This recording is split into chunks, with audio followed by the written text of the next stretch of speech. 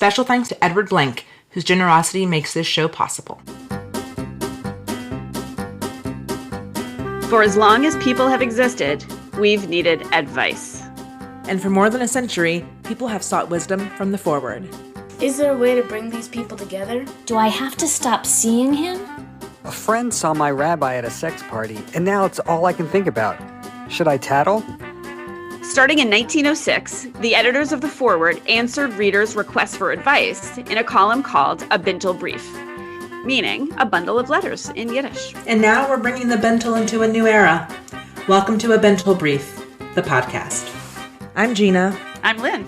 And we are your hosts for Bintel Brief 2021 edition. I love that we're sitting here with recording equipment and computers and electronics to sit here and maintain this tradition and this icon and this institution that's more than 100 years old, that our collective, many of us, not very far away ancestors sat around at their kitchen tables or in their tenements or wherever it was and read and talked about this very same stuff. I think it's incredible. It's amazing, and there are plenty of people in our community who don't have that same 100-year history with Bintel Brief, who didn't grow up reading it in the tenement and reading it around the kitchen table with their families, and they want advice too. And so we're able to bring history into the present and give people some good advice. I think people love advice because there's something super specific about that one person's story, but then there's something that's primal, whether you're Jewish or not Jewish, and whether you do or don't have that tradition in your family, there's always something relatable, and I think that is great fun. And like you said, story is universal. We're going to get to dig in on people's personal stories and get to know our personal stories a little bit too on this journey of the Bintel Brief. Here's the deal. We're going to be answering questions every week, and we want to answer your question. Please send any and all inquiries or requests for advice, hopes, fears, dreams to us either by calling 1-201-540-9728. I'll repeat that. 201-540-9728. Or emailing bintel@forward.com. That's BINTEL @forward.com. Today, we're answering a question that is both universal and unique, and really is about how we move forward with our lives when things aren't going according to plan. But before we get there, let's introduce ourselves. I'm Lynn Harris. I live in Brooklyn with my husband, who is a rabbi in academia, and we actually live in the house that he grew up in. And we live upstairs, and his parents live downstairs. They're here, right? They're there right now. We have two kids who are quote unquote in school, in middle school and high school, and I put hot sauce on everything. I am a morning person, and I am really good at ice skating. That is my favorite thing, other than having the opportunity to think through some really deep questions for people, which is something I have done on and off for lots of magazines. So I feel like this is an awesome and glorious next step. You bring, Lynn, tremendous advice, formal, official, professional advice-giving experience. And I just have most people I work with and love coming to me with questions about this, that, and the other. And so that's my primary qualification. But I'm Gina, y'all. I am a Black Jewish woman, and I like to say as of 2020 that I'm born, raised, and returned to South Carolina. I'm back. I'm in Columbia, which is where I went to high school and college. And I don't live in the same house as my parents like Lynn does, but I live 20 minutes away from them now, which is probably the ideal scenario of the two situations that we're in. Let's just be clear. I got 4 kids. I like politics. I like progress. I like bourbon. I like cooking. And I like beating those children at Scrabble and Bananagrams every Shabbat. So that's me in a nutshell. Let's get to our first question. Dear Bintel, I'm a straight white man in my 50s. I had a big relationship end badly several years ago, and basically I haven't been on a date since. After all this time, and a particularly exhausting national trauma, or 2 or 11, I can't even imagine gathering up the energy to date. I don't even know what that means anymore, or frankly, if I'm even capable of doing big commitment after the last fiasco, which was not entirely of my own making. Still, for a long time, I assumed I'd eventually become a father, but I'm now in my 50s, and due to, general vicissitudes, things have not worked out that way.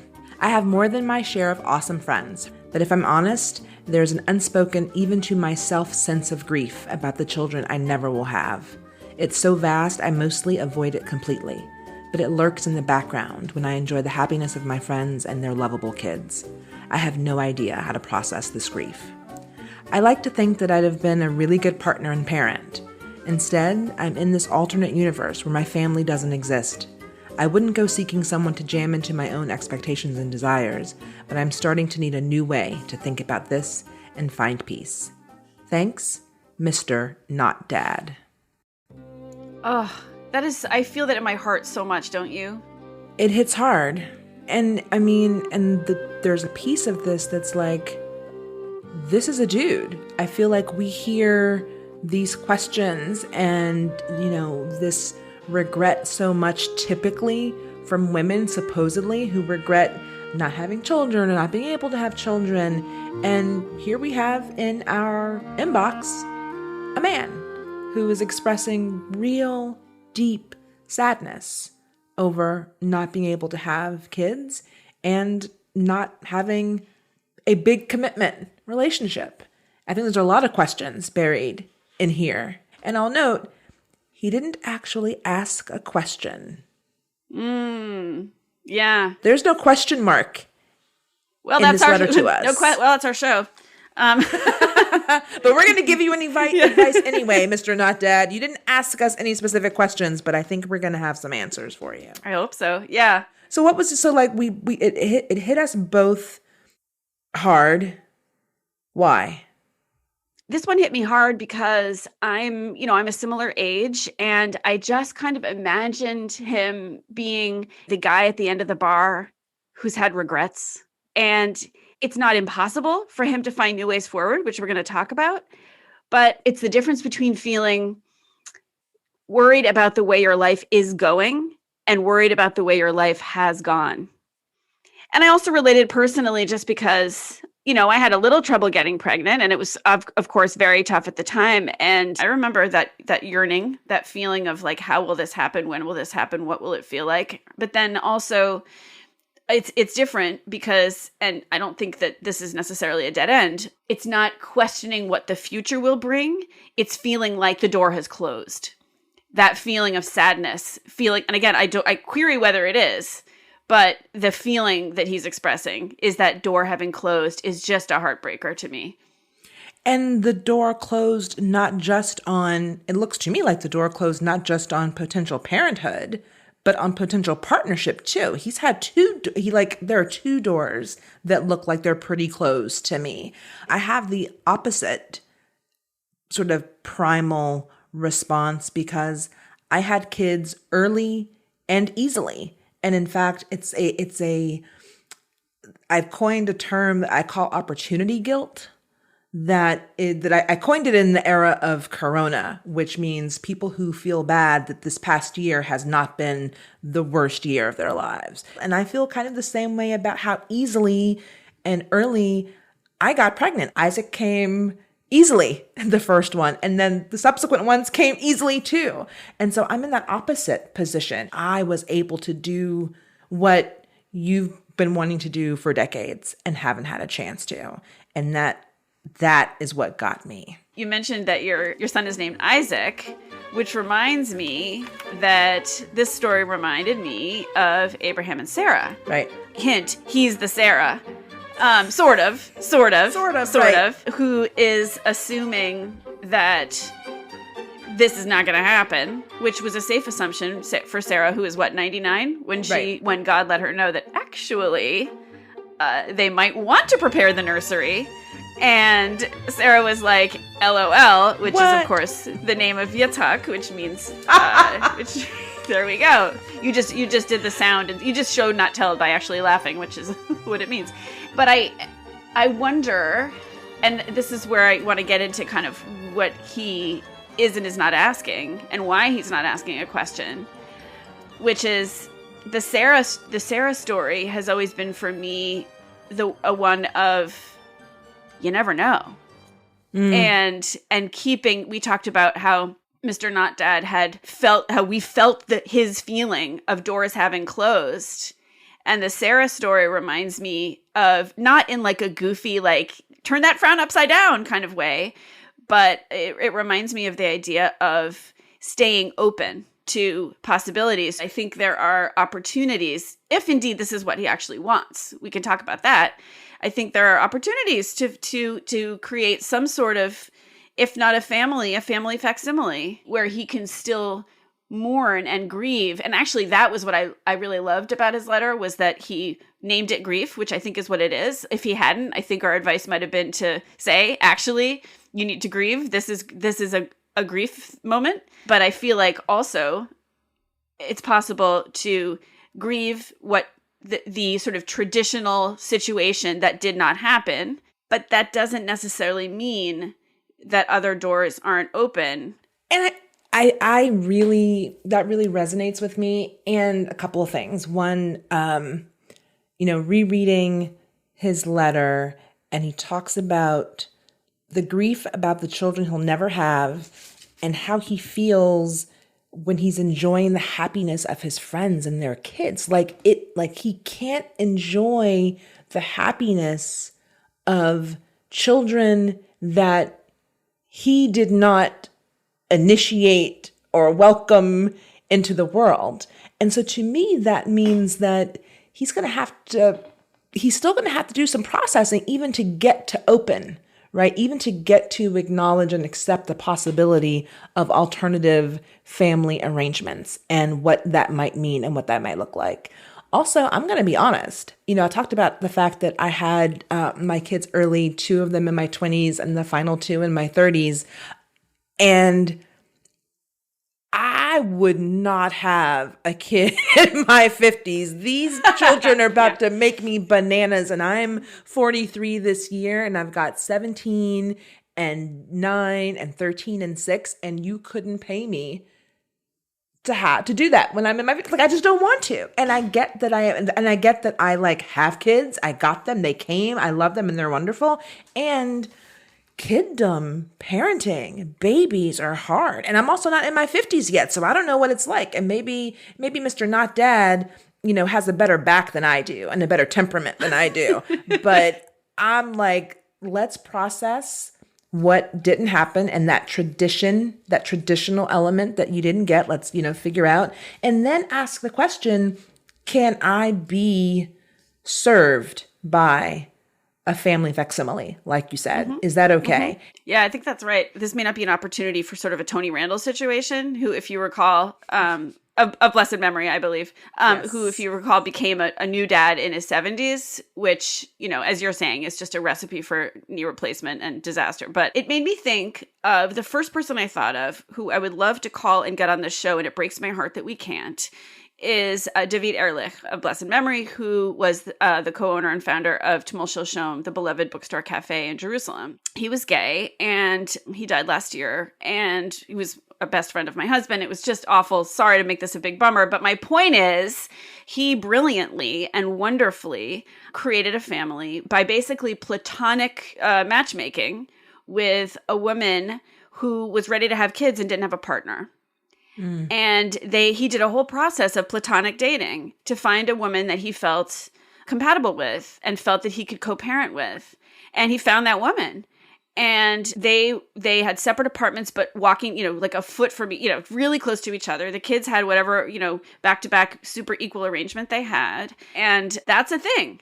So I'm not saying that this letter writer should now go to Jerusalem and enact that exact same scenario, but there are these things in our world now that if, as you say, Gina, if he's able to go through this, some sort of process in some way, and really does want that door to start edging open, there's stuff out there. Right.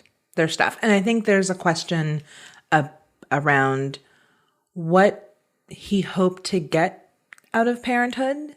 that he feels is so missing. And I think answering that question will help him get at what type of alternative arrangement might work for someone who is a single white dude in their 50s. And we don't know if he's 51 or 59. And look, quite frankly, age does matter. Like, I think it does. I think that it really, really does.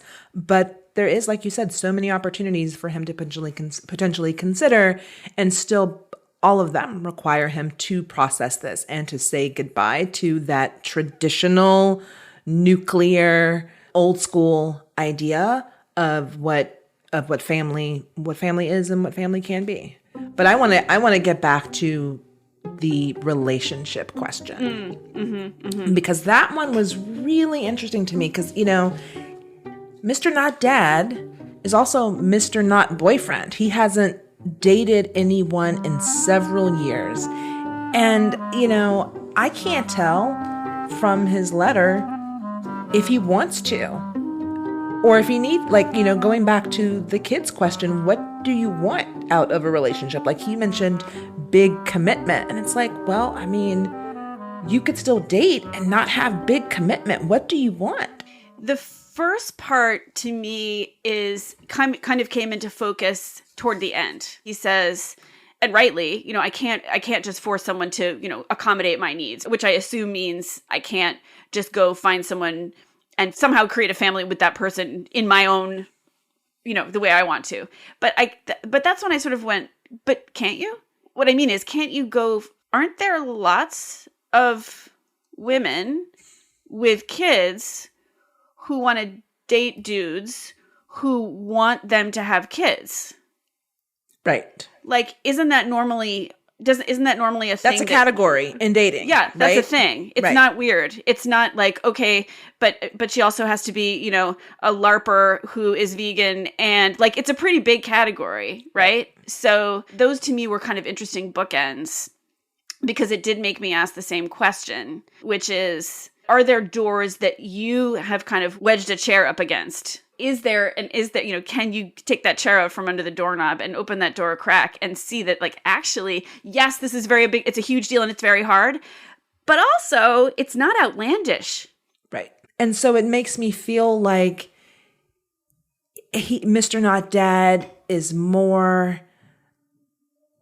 he's more upset with that his life hasn't turned out to look the way he thought lives should turn out. Meaning with the partner, with the big commitment, which he put in initial caps in his letter to us. Yeah. And in the having of the children, or not having of the children. And that both of these together feel like a monumental miss for him, even though we've identified several ways where they don't have to be, if he'd be willing to sort of, you know, widen the aperture of the lens on life. I think we also can't discount just this moment right now. One thing that I personally cannot relate to, just because I don't have this experience, is of the experience of the pandemic, the loneliness of it as a single person. Actually, I can relate to just being out of practice. Like, I realized I don't remember how to New York anymore. I took the subway the other day and like wasn't sure where I was going. I wore the wrong shoes. I didn't, you know, I don't know how to New York, right? So if I don't know how to New York, and I'm not even really sure how to social anymore, I can imagine that the minor, you know, chemical titrations that you need to do in order to just like get your act together to go out there are harder than ever. But that to me, so I think it's a factor. I don't think it's a dead end here, but I can see why that might be heaping itself upon the hesitance. It's also gettable over. Yeah. The pandemic is obviously a thing. That's the understatement of the year. But his muscle memory had already faded significantly.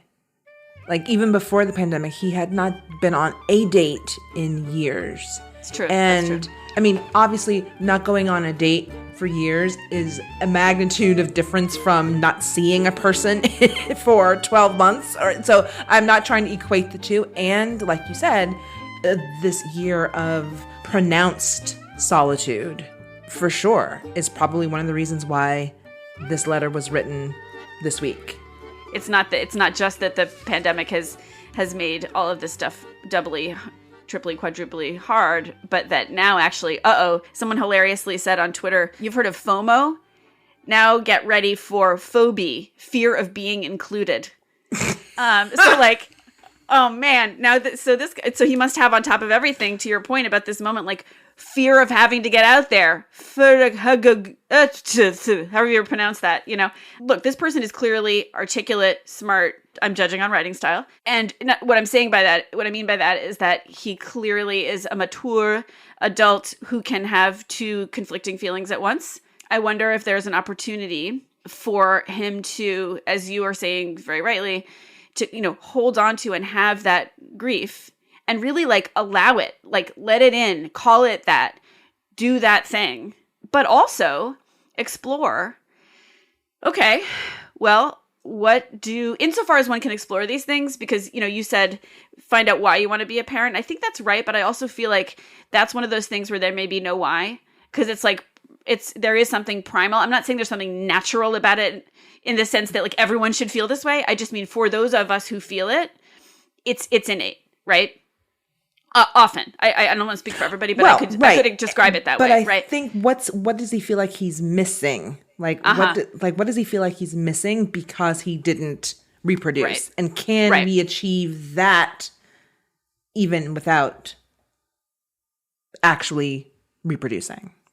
Right. So So like if the feeling is it the pain of like literally not reproducing, that's one thing. Yep. But if it's something about being, is there a piece of that? I mean, I don't want to be dopey, but like Big Brother association, there are teens who need to be fostered. There are, where you don't have to have an infant, Right. There are mentor programs. There are, as we said, women out there for whom this is an ideal personal ad in many ways. So if some of those things, not all, but if some of the needs that we're talking about can be met by opportunities that our society and culture has brought to later in life potential parents. Yep. They're there. And some of those technological benefits are in the dating game.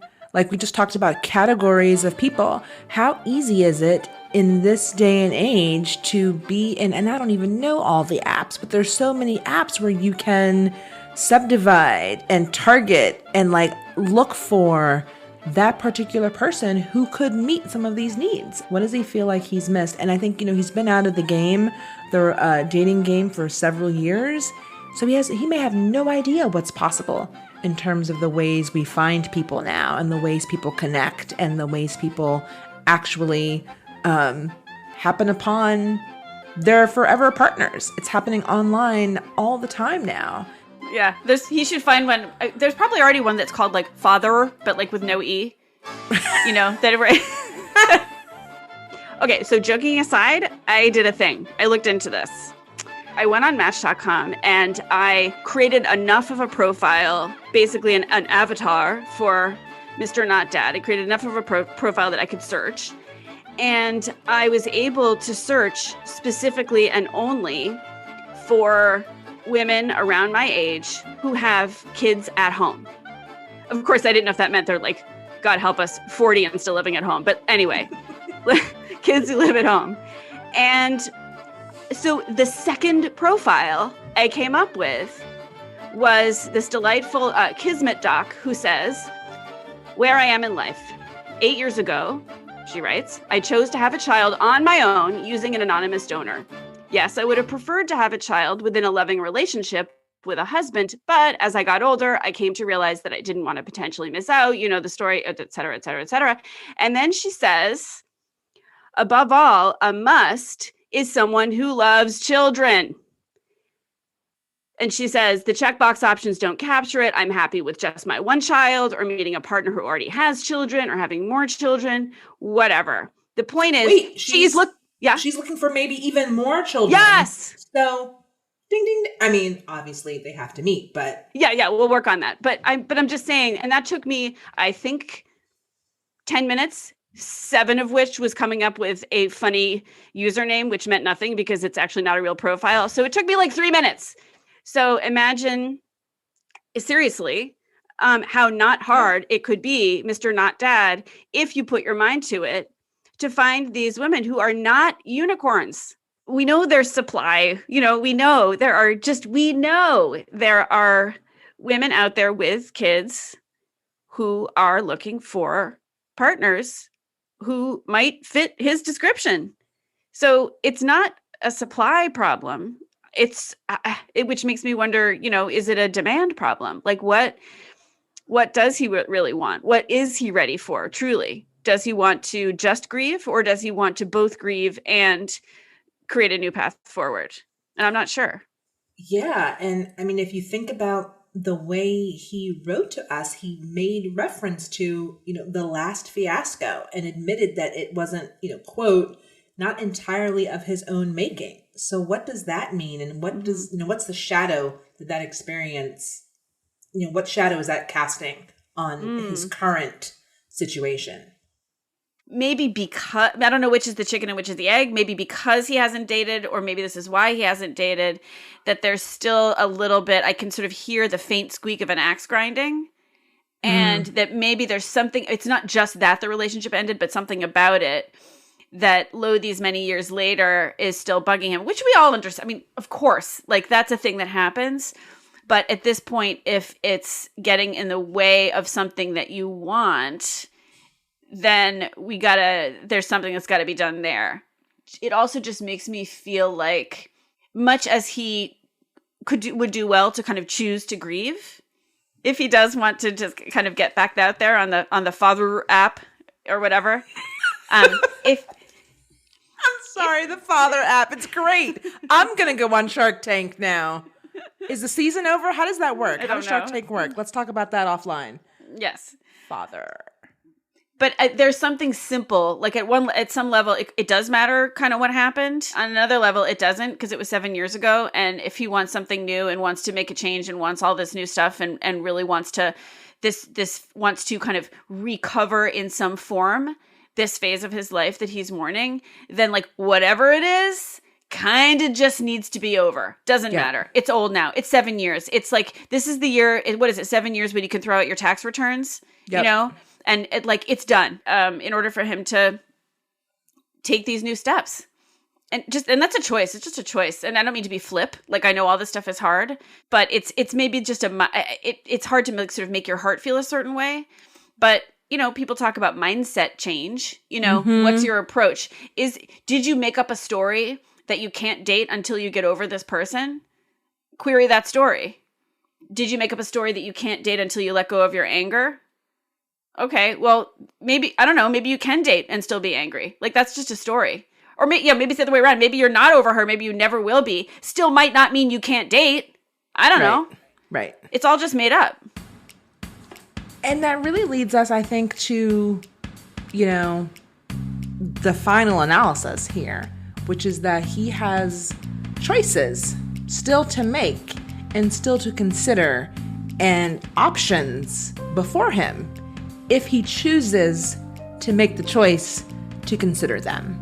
And whatever those options may be, they all require him to say goodbye to the thinking that has captured him, both in regard to the partner in the relationship and in regard to the children, and put that to the curb and think about something new, think about something different, think about something that's possible, and not only about something that was once potential. Agreed. I think, okay, so here it is. We're, there's a new dawn, there's a new day. People are coming, doors are opening, literally. Masks are coming off in the right scenarios. People are revealing themselves. Doors are opening. Clouds are parting. This is the moment. This is the moment, Mr. Not Dad. Grieve, yes. Feel your feels, as they say. Have them. They're legit. They're real.